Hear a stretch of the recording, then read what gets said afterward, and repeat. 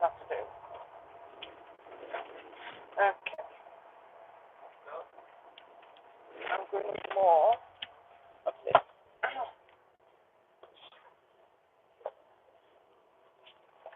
Of this. I'm going to take this off charge a bit. I think the cable's fucking so. Yes, it is, sorry.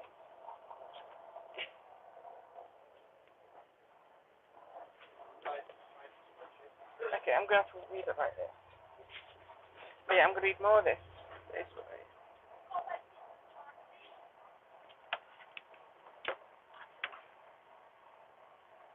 There we go.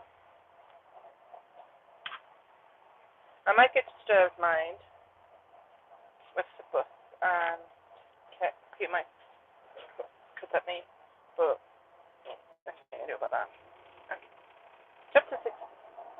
N.O. spells no. No, shouted Granny, after hearing Abe began whistling furiously.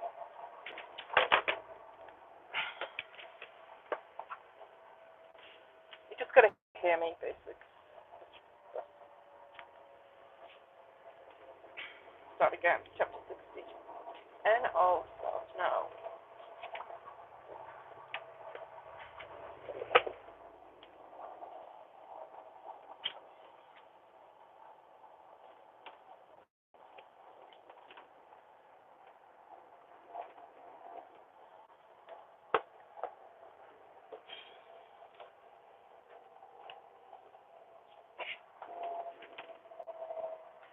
This is starting to work on me. I just have to hold it. Just push. Okay. Final time. Chapter 60. N.O. spells no. That's all it falls. No, shouted Granny, after hearing Abe begin whistling furiously. Yes, shouted Ben. No, yes. No, yes. No! Yes! This went on for a few minutes, but to save paper, and therefore the trees, and therefore the forest, and therefore the environment, and therefore the world, I have tried to keep it short.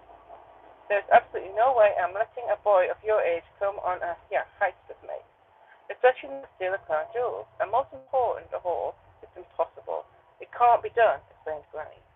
There must be a way, pleaded Ben. Ben, I said no, and that's final. But no buts, Ben, and no. N and O spells no. Ben was bitterly disappointed, but the lady was not turning. I'd better go then, he said disappointedly. Granny looked a little downcast too. Yes, dear, you better. Your mummy and daddy will be worried about you. They won't be. Ben, home now. Ben was sad to see that Granny was becoming like one of the boring grown-ups again, just when she started to become interesting. Still, hi, babe. He did what he said. Apart from anything else, he didn't want to make himself suspicious, so he raced home and climbed up the drain pipe to his bedroom window, before rushing downstairs to the living room. Unsurprisingly, though, Mum and Dad hadn't been worried about where Ben was at all. They had been too busy planning lessons right dancing Superstardo to notice he was gone. Dan had been calling the National Under-12 Dance Competition hotline until finally he got through and secured his son a place. Mom was right. The competition was at the town hall in just a couple of weeks' time. There was no time to lose. So Mom had been working every waking moment on her son's love bomb outfit. How's the rehearsals going, boy? asked I. You look like you've worked up quite a sweat. Fine, thank you, Dad, lied Ben. I really am getting something really spectacular together for the big night. Ben cursed his bunaway mouth. Something spectacular? He'd be lucky if he didn't fall over and knock himself out. Well, we can't wait to see it. Not long to go, said Mum, not even looking up from her sewing machine, as she stitched a row of hundreds of sparkling red hearts down the side of his lycra trousers. I'd kind of like to practice on my own for now, Mum, you know. Ben gulped nervously. Until it's completely ready to show you. Yes, yes, we understand, said Mum. Ben sighed with relief. He had bought himself a bit more time, but only a little bit. In a couple of weeks, Ben was still going to have to perform a solo dance routine for the whole town. He sat on his bed and reached underneath it for his stash of Plumbing Weeklies. Flicking through an issue from the previous year, he saw that it contained a feature entitled A Short History of Plumbing, that focused on some of London's oldest sewage pipes. Ben frantically turned the pages to find it. Eureka! There it was. Hundreds of years ago, the River Thames, on the banks of which the Tower of London is situated, had been an aqua sewer. Technically speaking, that means there was a lot of wee and poo in it. Buildings along the riverside suddenly had big pipes leading from the toilet straight into the river. In the magazine were detailed historical diagrams of various famous buildings in London, showing where the old sewage pipes connected to the river. And then figure ran down the article. Yes, a chart of the sewer pipes at the Tower of London. This could be the key to stealing the crown jewels. One pipe was nearly a metre wide, big enough for a child to swim up, and maybe big enough for a little old lady too. The article also said that when the plumbing systems were modernized and proper sewers installed, a lot of the old pipes were simply left where they were because it was simpler than digging them up.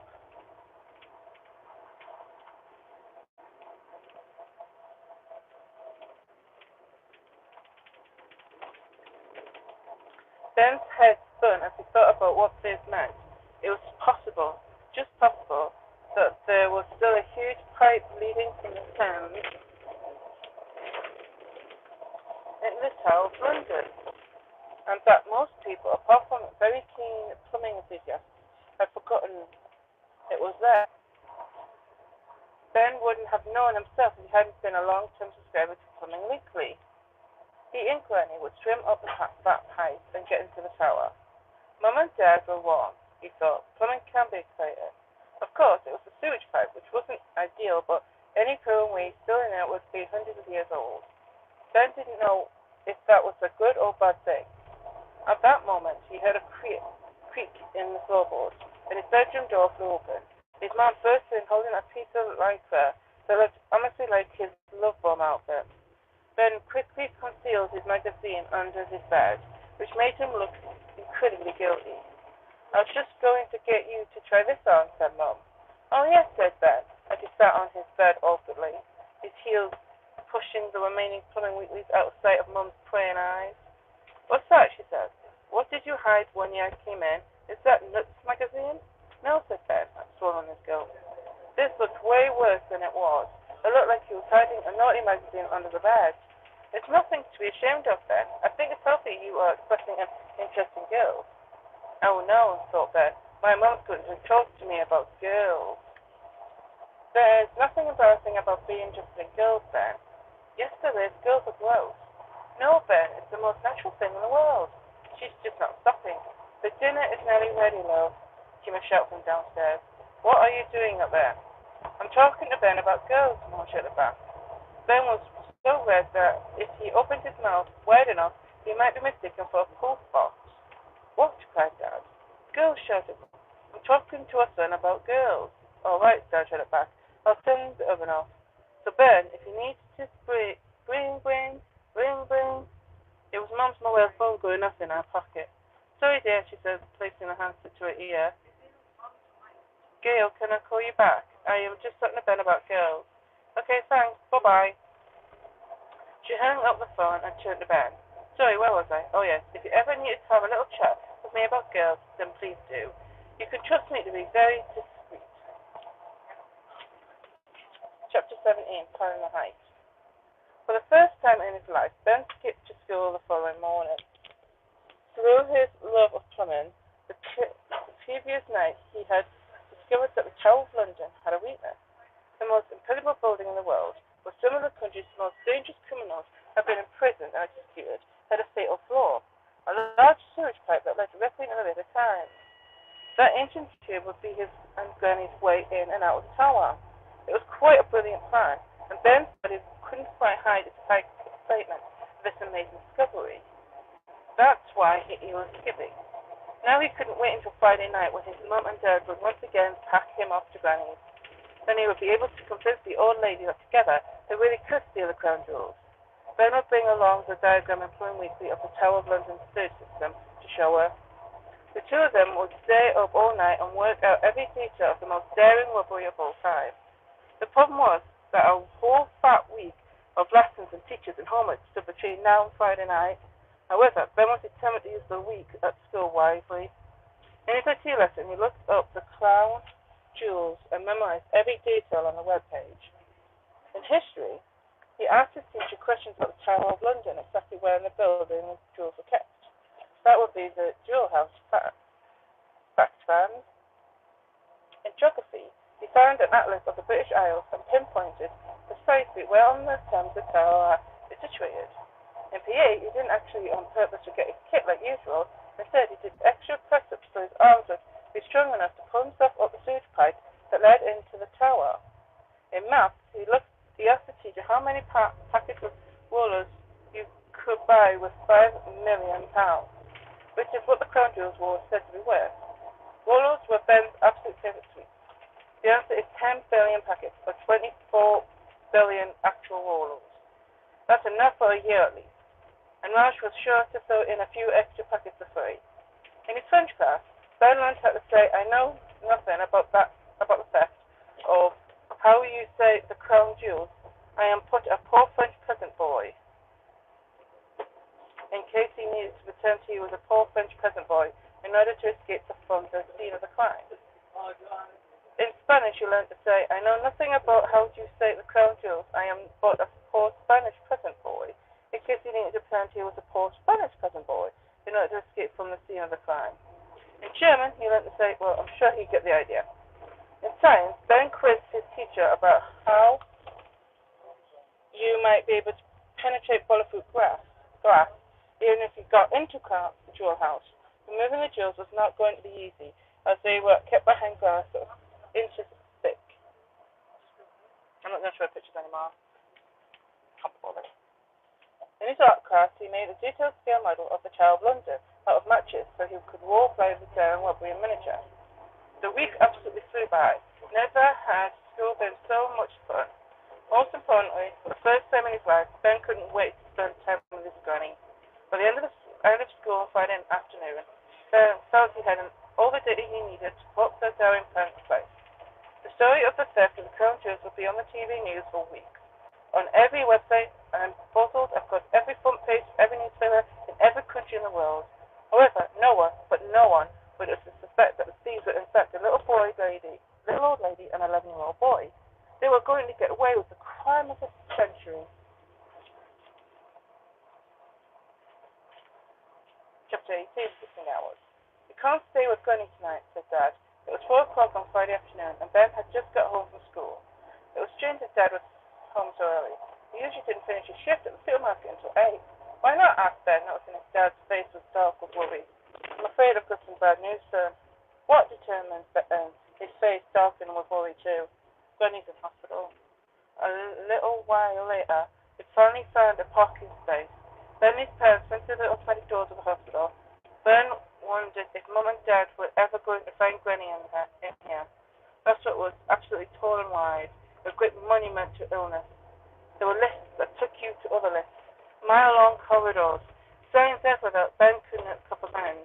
Coronary care unit, radiology, obstetrics, critical decision unit, MRI scanning room. Confused-looking patients on trolleys or in wheelchairs were being wheeled up and down by porters, as doctors and nurses who looked like they hadn't been to bed for days hurried past them.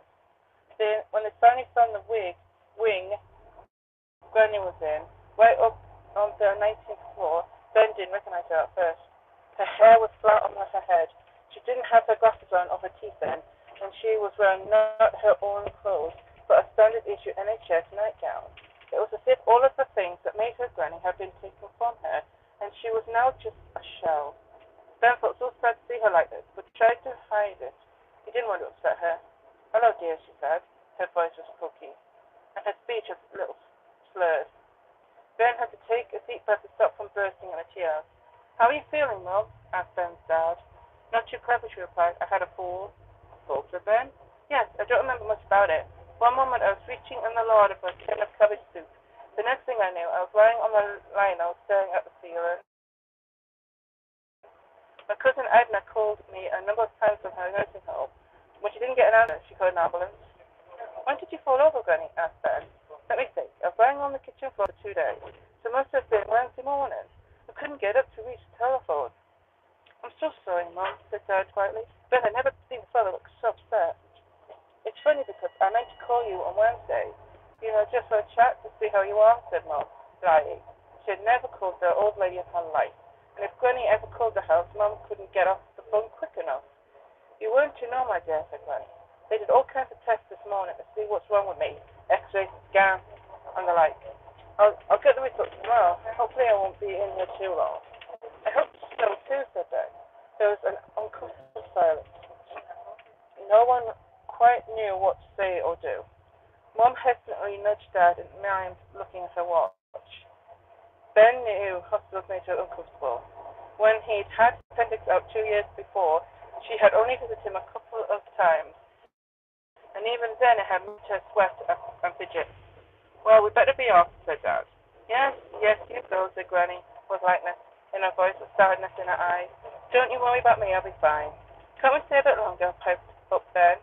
Mum shot him an anguished look, which Dad clocked. No, come on, Ben. Your Granny will need to sleep in a few hours, said Dad, as he stood up and readied himself to leave. I'm quite busy, Mum. I'll try and pop in over the weekend. He patted his mum on the head, like one might a dog. It was an awkward gesture. Dad wasn't aghast. He turned to go. Mum smiled wistfully and pulled a reluctant Ben across the ward by his wrist.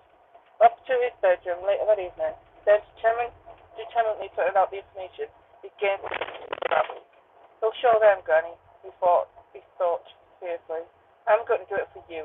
And if Granny was ill, he was more determined to do it than ever. He had until tea time to find the greatest jewel prize in history.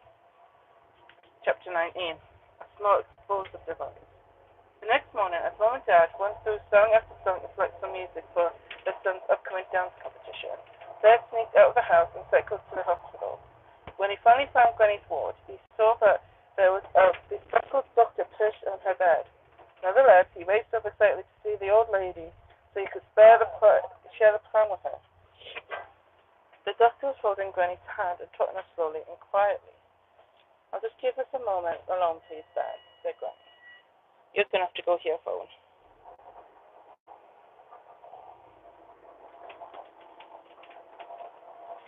The doctor and I are just talking about, lady things. Oh, okay, said Ben. He stepped back to the swinging doors and leafed through a sticky copy of Take a Break. The doctor passed him and said, I'm sorry, before leaving the ward. Sorry, thought Ben. Why are you sorry? And he walked intently over to his Granny's bed.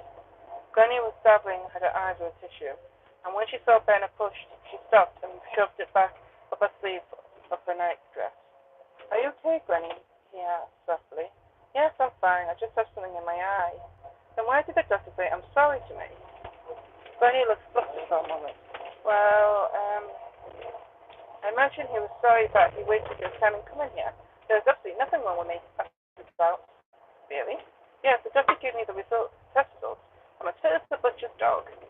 Ben hadn't heard that expression before, but he imagined it must mean very, very sick. That's brilliant news, Granny, he explained.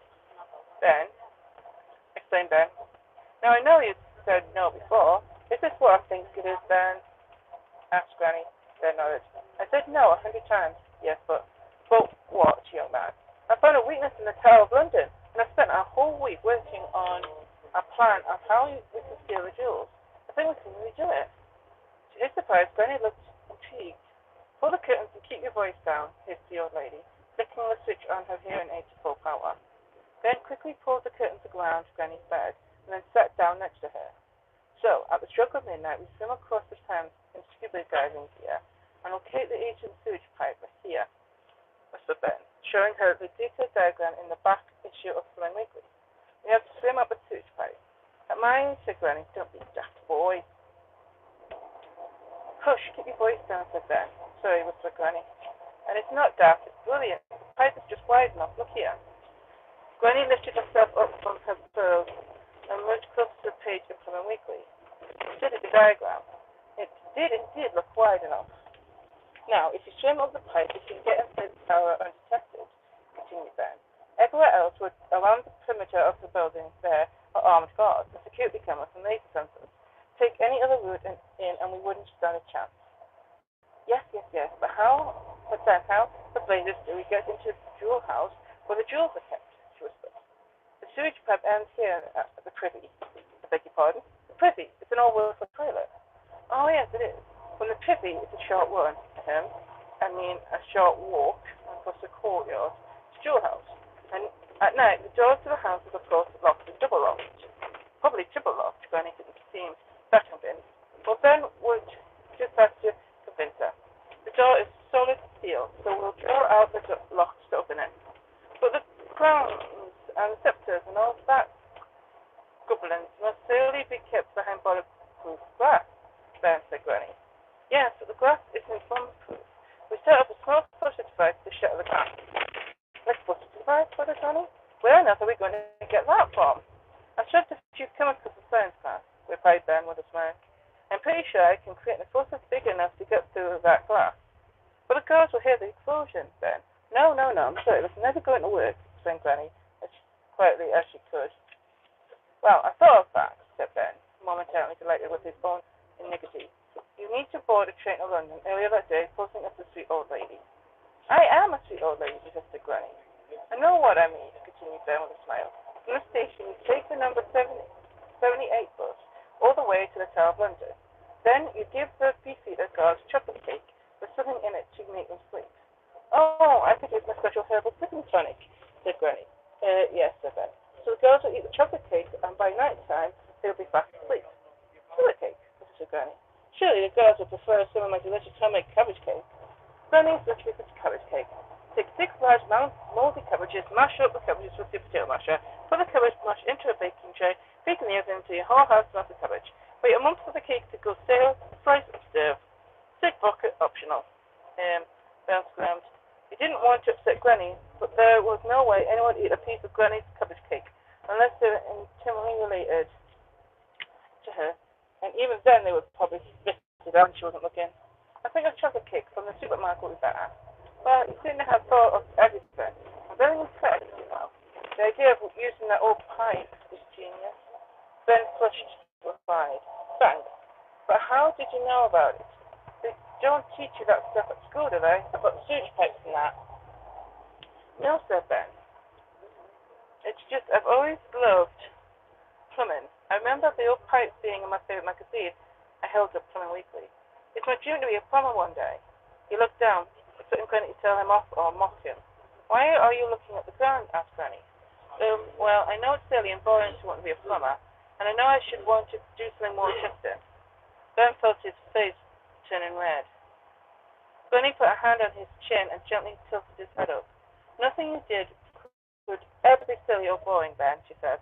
If you want to be a plumber and it's your dream, then no one will take that away from you. Do you understand? All you can do in this life is follow your dreams. Otherwise, you're just wasting your life. I guess. I should hope so. Honestly, you say that plumbing is boring, but there you are, planning to do counter for goodness sake, and it's all down to plumbing. Ben smiled. Maybe Connie was right. But I have a question for you, Ben. Yeah? How do we escape? A plan like this is no good if you are going to get caught red-handed, my lad. I know that, Granny, so I thought we should go out the way we came in, through the sewage pipe, and swim back across the Thames. It's only 50 meters wide. I've got my 100-meter swimming badge. It'll be a doddle. Granny bit her lips. She obviously wasn't sure that any of this would be a doddle, not least swimming across a fast-flowing river at night. Ben looked at her with hope in his eyes. Well, Granny, are you in? Are you still a gangster? She looked deep in thought for quite a while. Please, pleaded Ben. I loved hearing all about your adventures, and I really wanted to go on a heist with you, and this would be the ultimate, stealing the crown jewels. You said yourself it was a big dream. Well, Granny, are you in? Granny looked at her grandson's glowing face. After a while, she murmured, yes. Ben reached from his chair and hugged Brilliant. Granny lifted her weak arms and embraced him. It was the first time in years she had really hugged him. But I have one condition, she said, the old lady, with a deadly serious look in her eyes. What was it then? We put them back the next night. Chapter 20. Boom, boom, boom. Ben couldn't believe what Granny had just said. There's no way he could risk stealing the crown jewels only to put them back the very next night. But they're worth millions, billions even, he complained. I know. So we'd definitely get caught if we tried to steal them, replied Granny. But no buts, boy. We put them back the next night. Do you know how I evaded prison all these years? I never sold a thing. I just did it for the buzz. But you kept them, though, said Ben. Even if you didn't sell them, you've got all these jewels in your business. Granny blinked. Yes, well, I was young and foolish then, she said. I learned since that it was wrong to steal, and you need to understand that too. She gave him a fierce look. Ben squirmed. Of course I do. Of course I do. It's a brilliant plan you've put together, Ben. Honestly, it is. Those jewels don't belong to us, do they? No, said Ben. No, they don't. He felt a tiny bit ashamed now that he'd been so horrified at the idea of giving back the jewels. And don't forget that every policeman in the country, maybe even the world, will be looking for the crown jewels. They'll have all the Scotland Yard after us. If we were found with them, we'd be thrown into prison for the rest of our lives. That might be not so long for me, but for you it will be 70 or 80 years. You're right, said Ben. And the Queen seems like such a nice old dear. We are around the same age, actually. I would hate to upset her. Me too, murmured Ben. He had seen the Queen on the news loads of times, and she seemed like a nice old lady, smiling and waving at everybody from the back of her giant pram. Let's just do it for the thrill. Agreed? Agreed, said Ben. When can we do it? It will have to be a Friday night when Mum and Dad take me to stay at yours. Does that just say when you'll be out of hospital? Oh yes, he did. He said I could leave any time. Fantastic. But we need to do it very soon. How about next Friday? Isn't that too soon? Not at all. Our plan seems very well thought out, Ben. Thank you, said Ben, beaming. It was the first time ever that he felt like he had made a grown-up proud of him. When I get out of here, I'll get on to pinching the equipment we need. Now run along, Ben, and I will see you next Friday night at the usual time. Ben pulled back the curtain. Mr. Parker, Granny's nosy neighbor, was standing right there. Startled, Ben took a couple steps back towards the bed and quickly shoved plumbing weekly up the back of his jumper. What are you doing here? Asked Ben. Hoping to see me take a bed bath, no doubt, said Granny. Ben chuckled. Mr. Parker's come up with words. No, I. Matron! Matron!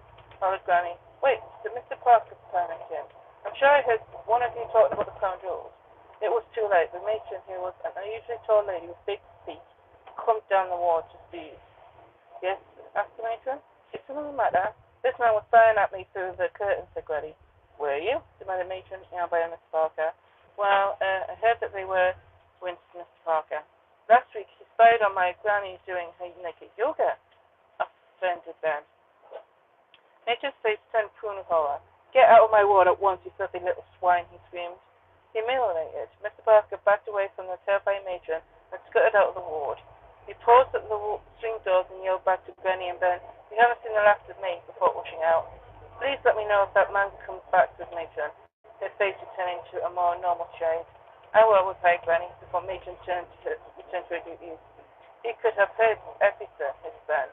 Maybe, replied Granny, but I think Matron scared him off for good. I hope so. I was very worried about his unfortunate development. Do you still want to go through with it? Asked the old lady. Ben had that feeling you have when you are on a roller coaster, and it's slowly making its way up a track. You want to get up and you want to stay on. Dread and delight all rolled into one. Yes, he said. Hurrah, said Granny, giving Ben a big smile. Ben turned to leave, then turned around. I love you, Granny, he said. And I love you too, little Benny, said Granny with a wink. Ben winced. He had a gangster Granny now, and that was great. But he was going to have to teach her to call him Ben. Ben ran along the corridor, his heart beating incredibly fast. Boom, boom, boom. He was electrified with excitement. This 11-year-old boy who had never done anything notable in his life, except once being sit on his friend's head on the big wheel at the local fun fair, was going to take part in the most daring robbery the world has ever known. He ran outside the hospital and began fumbling with the keys to unlock his bike from the railing. Then, looking up, he saw something unbelievable. It was his Granny. That in itself was not unusual, but this was. Granny was upside down the side of the hospital. He had tied a number of bed sheets together and was lowering herself at speed down the side of the building. Ben couldn't believe his eyes. He knew his Granny was a proper gangster, but this was off the scale. Granny, what on earth are you doing? Shouted Ben across the car park. The lift wasn't working, dear. See you next Friday. Don't be late. She shouted as she reached the ground, leaped on her mobility scooter and whirled off home. Never had a week pass so slowly. Ben spent all week waiting for Friday to come. Every minute, every hour, every day seemed like eternity. It was strange having to pretend he was just another nerdy boy when really he was one of the greatest criminal masterminds of all time. Finally, Friday evening came. There was a knock on Ben's bedroom door. Rat-a-tat-tat. Well, are you ready, son? Said Dad. Yes, said Ben, trying to act as innocent as possible, which is actually quite hard when you are feeling extremely guilty. You don't need to pick me up too early in the morning tomorrow. Granny and I normally play Scrabble until quite late.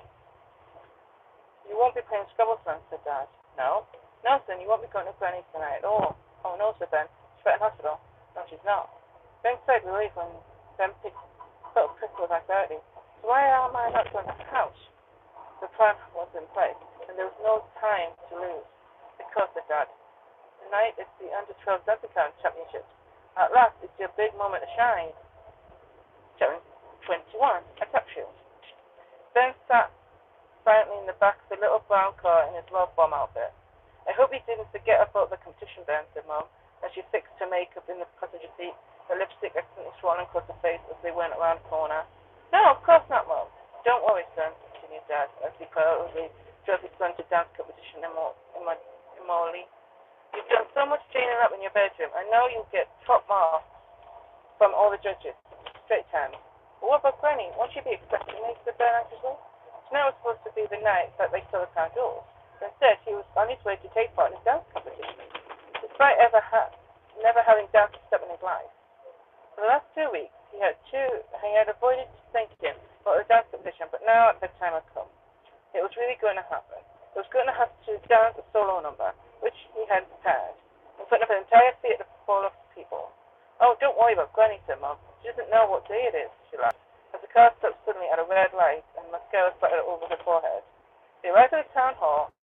Ben saw a whooshing with multicolored lighter making its way up into the building. Venom and Skill found out he would never let this down. The police would have an animatum that they would need to make his life hell forever. And that, what's more, he hadn't rehearsed his dance, not even once. He didn't have a clue what he was going to do on stage. It was a competition to find the best junior dancers in the local area. There was a prize for best couple, best solo female, and best solo male. If you won here, you would get the chance to compete for your country, and if you won there, for your country. This was the first step on the road to international dance superstardom, and the host for the evening was none other than Strictly Star Dancing Heartthrob and his mum's favorite, Pablo Flanini.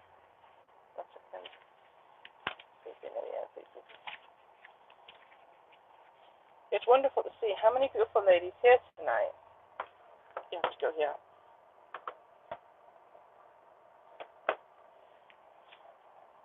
He purred in his Italian accent. Fabio looked even more shiny in real life. His hair was slicked back, his teeth were dazzling white, and his outfit was as tight as cling film. Now, are we all ready to rumba? The colonel screamed. Yes. Fabio, can't hear you. I said, are you ready to rumba? Yes, Leo screamed again, a little louder than before. Ben was listening nervously backstage. He heard one woman's voice screech, I love you, Fabio. It sounds especially like his mom. Ben looked around the dressing room. It might as well have been a conviction of the most annoying children in the world. They looked so unbearably precocious, adorned in these ridiculous